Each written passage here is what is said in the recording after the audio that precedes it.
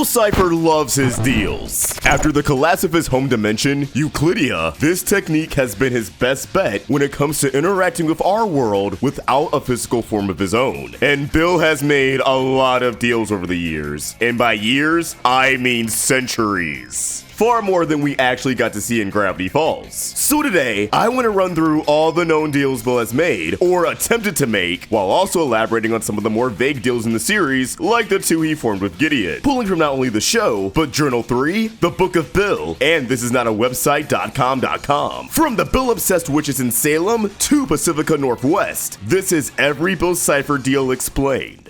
Also check out Roundtable Rewind, a channel featuring Roundtable videos old and new, re-edited into themed compilations that are perfect for studying, sleeping, drawing, whatever floats your boat really. So be sure to peep. Plug over? Now let's get into it. The first known deal Bill Cipher made was with Modoc the Wise, a shaman who lived in Gravity Falls when Bill Cipher first arrived on Earth, many years ago. Bill wasted no time getting Modoc wrapped around his finger, striking his first ever deal with a human. Build a portal in exchange for the secrets of the universe. Answers that would be provided through this portal's existence. Of course, Bill really wanted this portal so he could unleash Weirdmageddon. Modoc's portal resulted in the creation of the Bottomless Pit, the appearance of lake monsters like the Gobblewonker, and apparently he caused a man's face to be turned into stone. Eventually, Modoc had a premonition of Weirdmageddon, and Bill believes Jozelbaram the Oracle snitched on him, leading to Modoc immortalizing the prophecy in a cave, alongside the key to defeat Bill, before destroying the portal and setting himself ablaze. Bill can't possess him or force him to do anything if he isn't alive. So this deal broke thanks to death. That's a morbid start. Although Bill took a crack at getting the Egyptians to work with him, his next deal would be with the Dark Warlock, the Unpronounceable, a wizard who used his power for mischief and was going through a divorce. So Bill convinced the Warlock that if he could design a portal, they would rule over the Dark Ages together. Bill just needed to lure the guards away from the King's Castle so that they can recover a cursed amulet to power the portal. This led to Bill striking another deal, this time with a knight, offering to make him king in exchange for a copy of Monty Python and the Holy Grail, which Bill claimed he lost in the forest. And of course, the knight fell for it. But alas, Bill was tricked. Turns out Stan wasn't the first time he was duped by a fellow con man. The Warlock encircled his portal with unicorn hair, which he used to trap Bill in an orb, meaning unicorn hair can be used to not only keep Bill out of places, but also keep him in places. It's like a prison. The Warlock really just wanted to impress his ex, and he pulled it off. After breaking free from the orb, infuriated by his time spent as someone else's puppet, Bill possessed the Warlock's pet phoenix, burned down the kingdom, and cursed the Dark Ages for 100 years. Suffice to say, this deal was caught off on Bill's end thanks to betrayal. After getting a bad rep in the Dark Ages, Bill almost strikes a deal with the Emperor of Atlantis, but that goes up in smoke after the Emperor sparks an underwater war with the Lobster Lord. So he flees to what's heavily implied to be Salem in 1692, striking a deal with various housewives and turning them all into witches, with the deal being the same across the board. They can break free from their abusive husbands and indulge in their deepest desires so long as they renounce all gods. So they took the deal and started wreaking havoc, tying up and burning the city fathers for a change. But from what we can assess from the Book of Bill, this didn't end well for him, as he presumably failed to coerce them into building a portal. So I guess he just gave up and let the situation sort itself out. Witch! Witch! Press her between stones! Bill almost struck a deal with the Founding Fathers, one that would have given him control of the freaking government in exchange for defeating the British. Using government resources to build a portal? Funded by our tax dollars? Actually, that tracks. Anyways, they found Bill's ideas to be a little too extreme and backed out of the deal. Bill made a deal with a man named Thurbert Mudgett Wagstaff III, a copywriter who was struggling to come up with a slogan for a client, so Bill swooped in masquerading as the spirit of inspiration, claiming that he could provide Thurbert with a perfect slogan in exchange for a handshake. Bill's slogan paid off big time, making Thurbert rich off slogan money, as he now has leverage for Thurbert to return the favor, demanding a portal to be made as a sign of gratitude. This led to a domino effect as Thurbert published a cry for help, desperately seeking a way to kill Cipher. This call to action led to an exorcism where Bill turned the tables on his foes by possessing a priest named Opim, demanding a portal once more, and that led to the formation of the Anti-Cipher Society, a movement dedicated to the demise of Bill Cipher. Yeah, can't say that worked out. Thurber ended up in an asylum, and the deal is technically left unfulfilled. But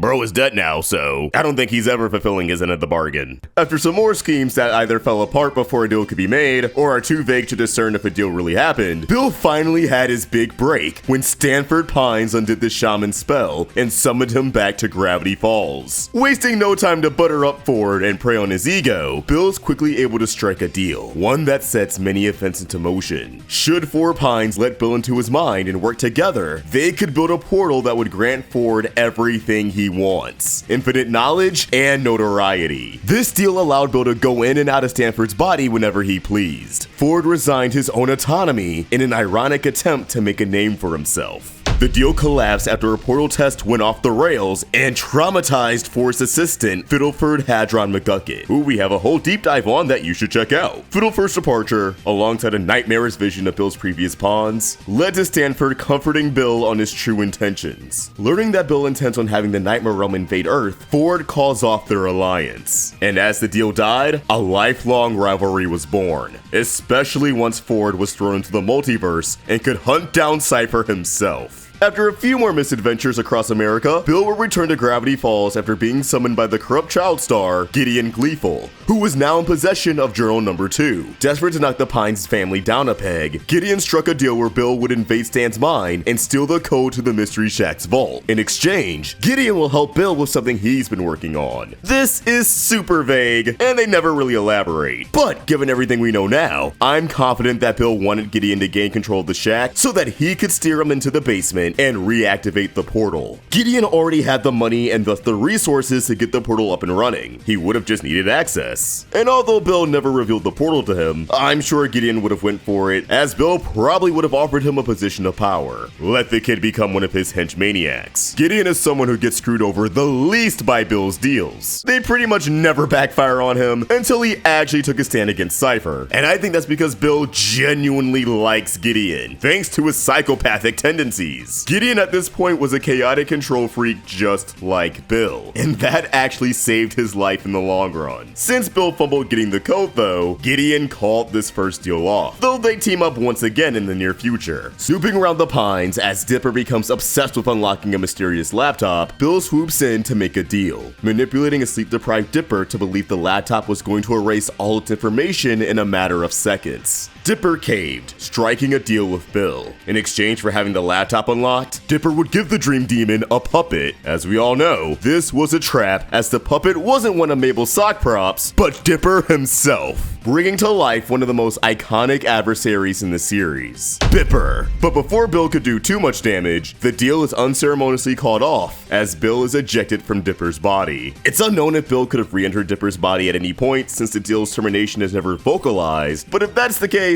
I think Mabel exposing Dipper's weaknesses probably made it undesirable for Bill to go back to. Thank God he didn't stick around, or else he would have thrown Dipper's body off a water tower. This is not a website.com reveals that Bill actually approached the one and only Pacifica Northwest to make a deal, after the events of Northwest Mansion Mystery. Her parents are furious with her, but she feels like she's improving as a person. But how can that be when she's already the best? She's questioning everything she ever knew, her whole identity. So when she drifted off into dreamland, Bill tossed her into a nightmare where he would confront her in the graveyard behind her family's mansion, speaking to her through a statue of Nathaniel Northwest. He offers her a chance for everything to go back to normal, guaranteeing that she'd never have to deal with the Pines again. All she needs to do is keep an eye out for some new merchandise at the Mystery Shack, a snow globe that should be in stock real soon. If she can snatch that for her great-great-grandpappy, then she'd never have to worry about trivial things like empathy and doing the right thing ever again.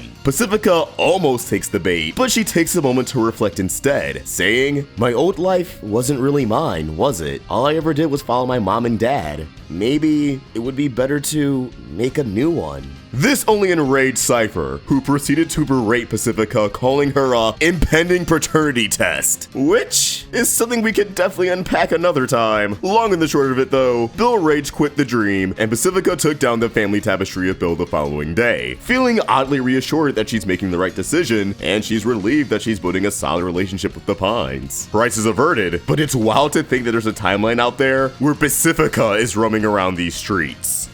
After Gideon's scheme to get his dad elected as mayor fails, keeping him in prison for the foreseeable future, he ends up snapping and evokes Bill's presence once more, striking a new deal, one that guarantees Gideon's freedom, but in exchange, he has to serve Bill in the apocalypse, which Gideon is more than happy to do. This actually shakes out perfectly for the two of them, although Gideon's liberation was just a result of Weirmageddon itself, rather than Bill freeing him directly. So really, Gideon didn't need to make that deal at all. But I think he would have ended up patrolling for Bill regardless, for no other reason than it being a power trip. After Dipper pleads to Gideon and manages to have a breakthrough, Gideon calls off the deal and tries to turn the tables on Cipher. It doesn't work out. Bill puts him in a cage and makes him dance non-stop, while rocking some rather silly drip. It's humiliating, but it's not death, body horror, or petrification, so again, I think Bill is genuinely fond of Gideon. This is a light punishment in the grand scheme of things. After making a second deal with Gideon, but before the offense of Weirmageddon, Bill makes a trip to the future and lures Blendon Blandon into striking a deal. Fed up with getting bullied by Time Baby and his peers, Blendon buys into Bill's promise to get Time Baby off his back. All Blendon has to do is shake his hand. That's not sketchy at all. This backfires on Blendon as Bill hijacks his body, goes back in time, and unleashes Weirmageddon after deceiving Mabel. But the deal did come true, because he killed Time Baby.